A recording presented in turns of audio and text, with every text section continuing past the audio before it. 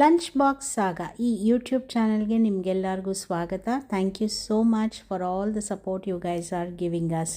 ಇವತ್ತು ನಾವು ಒಂದು ವೆಜಿಟೇಬಲ್ ಬಾತ್ ಮಾಡೋಣ.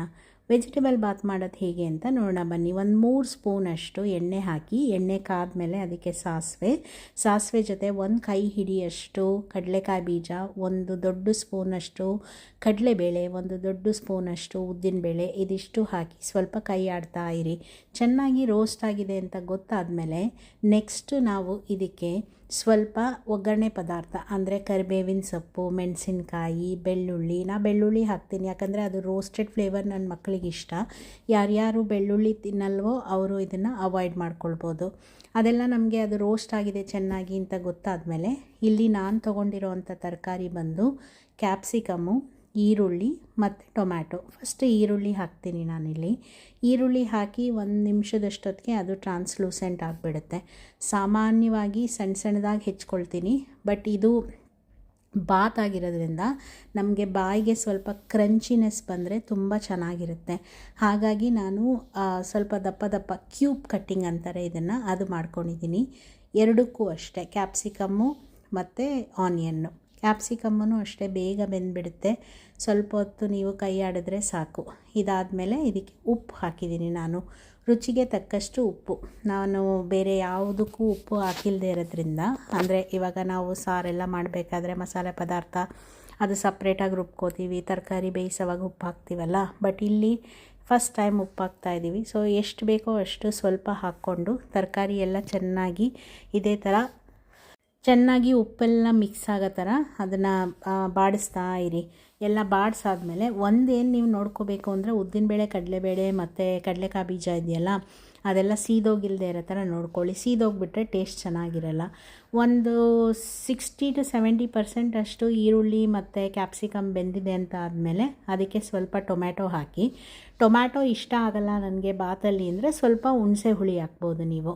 ನನಗೆ ಹುಣಸೆ ಹುಳಿ ಹಾಕಿದ್ರೆ ಅಂದರೆ ಈ ಬಾತ್ಗೆಲ್ಲ ಸ್ವಲ್ಪ ಪುಳಿಯೋಗರೆ ಟೇಸ್ಟ್ ಬಂದುಬಿಡುತ್ತಲ್ವ, ಟ್ಯಾಮ್ರಿನ್ ರೈಸು, ಅದಕ್ಕೋಸ್ಕರ ನಾನು ಟೊಮ್ಯಾಟೊ ಹಾಕ್ಕೊಳ್ತೀನಿ. ಬಟ್ ಹುಳಿ ಇಷ್ಟ ಇರೋರು ಹುಣಸೆ ಹುಳಿ ಸ್ವಲ್ಪ ಹಾಕ್ಕೊಳ್ಬೋದು.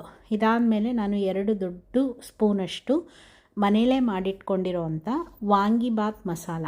ವಾಂಗಿಬಾತ್ ಅಂದರೆ ಎಲ್ಲ ಥರ ಬಾತಿಗೂ ಹಾಕ್ತೀನಿ ನಾನು ಇದನ್ನು ನಾನು ಮನೇಲೇ ಮಾಡಿಟ್ಕೊಂಡಿದ್ದೀನಿ. ನಿಮಗೇನಾದರೂ ವಾಂಗಿಬಾತ್ ಮಸಾಲದು ರೆಸಿಪಿ ಬೇಕು ಅಂದರೆ ಕಮೆಂಟ್ ಮೂಲಕ ತಿಳಿಸಿ. ನಾನು ಅದು ಹೇಗೆ ಮಾಡೋದು ಅಂತ ಇನ್ನೊಂದು ವೀಡಿಯೋನಲ್ಲಿ ಮಾಡಿ ಹಾಕ್ತೀನಿ. ಇಲ್ಲಾಂದರೆ ನಾನು ರೆಸಿಪಿ ಕಳಿಸ್ತೀನಿ ನಿಮಗೆ, ರಿಟರ್ನ್ ರೆಸಿಪಿ. ಸರಿ, ಆ ಮಸಾಲೆ ಎಲ್ಲ ಚೆನ್ನಾಗಿ ಸಾಟೆ ಮಾಡಿ ಎಲ್ಲ ಮಿಕ್ಸ್ ಆಗಿದೆ ಅಂತ ಹೇಳಿದ್ಮೇಲೆ ಅದನ್ನು ಮುಚ್ಚಿಡಿ. ಸ್ವಲ್ಪ ಒಂದು 2 ಮಿನಿಟ್ಸ್ ಅಷ್ಟು ಲೋ ಫ್ಲೇಮಲ್ಲಿ ಅದನ್ನು ಮುಚ್ಚಿಡಬೇಕು. ಆಮೇಲೆ ಚೆಕ್ ಮಾಡಿ ನೋಡಿ ಎಲ್ಲ ಕಡೆ ಬೆಂದಿದೆಯಾ ಅಂತ. ಎಲ್ಲನೂ ತಿನ್ನೋ ಅದಕ್ಕೆ ಬೆಂದಿರಬೇಕು. ಅಂದರೆ you can say about 85 to 90% ಅಷ್ಟು ಕ್ಯಾಪ್ಸಿಕಮ್ ಬೆಂದಿದ್ರೆ ಸಾಕು. ಟೊಮ್ಯಾಟೊ, ಈರುಳ್ಳಿ ಇನ್ನೇನು ಬೇಗನೆ ಬೆಂದುಬಿಡುತ್ತೆ ನೋಡಿ ಈ ಥರ. ಇದಾದಮೇಲಿಂದ ನೆಕ್ಸ್ಟ್ ಇದಕ್ಕೆ ನಾವು ಮೊದಲೇ ಮಾಡಿಟ್ಕೊಂಡಿರೋವಂಥ ಅನ್ನ ಹಾಕ್ತಾಯಿದ್ದೀನಿ ನಾನು ಇದಕ್ಕೆ. ಅದು ನಾನು ಅನ್ನ ಮಾಡಿ ಆರಿದ್ಮೇಲೆ ಇದಕ್ಕೆ ಮಿಕ್ಸ್ ಮಾಡ್ತೀನಿ. ಎಲ್ಲ ಜೊತೆಯಲ್ಲಿ ಹಾಕಿ ಮಾಡಿದ್ರೆ ಅದೇ ಬೇರೆ ಥರ ಟೇಸ್ಟ್ ಬರುತ್ತೆ. ಇದು ನಾನು ಆರಿದನ್ನ ಇದಕ್ಕೆ ಹಾಕಿ ಚೆನ್ನಾಗಿ ಮಿಕ್ಸ್ ಮಾಡಿ ತಿಂದರೆ ತುಂಬ ಚೆನ್ನಾಗಿರುತ್ತೆ. ಒಂಥರ ಉದುರುದುರಾಗಿರುತ್ತೆ, ನೋಡೋಕ್ಕೂ ಚೆನ್ನಾಗಿರುತ್ತೆ. ಆಮೇಲಿಂದ ಸಾಗಿ ಆಗಲ್ಲ ಕುಕ್ಕರಲ್ಲಿ ಡೈರೆಕ್ಟಾಗಿ ಮಾಡಿದ್ರೆ. ಕುಕ್ಕರಲ್ಲಿ ಡೈರೆಕ್ಟಾಗಿ ಮಾಡಿದ್ರೆ ಆಗುತ್ತೆ, ಬಟ್ ಇವಾಗ ಆಗಲ್ಲ.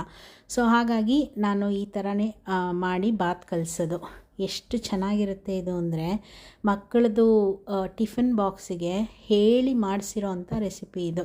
ತುಂಬ ಇಷ್ಟಪಟ್ಟು ತಿಂತಾರೆ. ಕೆಲವೊಂದು ಮಕ್ಕಳು ವೆಜಿಟೇಬಲ್ಸ್ ತಿನ್ನಲ್ಲ ಅಂತಾರಲ್ಲ, ಸೊ ಅಂಥವ್ರಿಗೂ ಇಷ್ಟ ಆಗುತ್ತೆ ಇದು.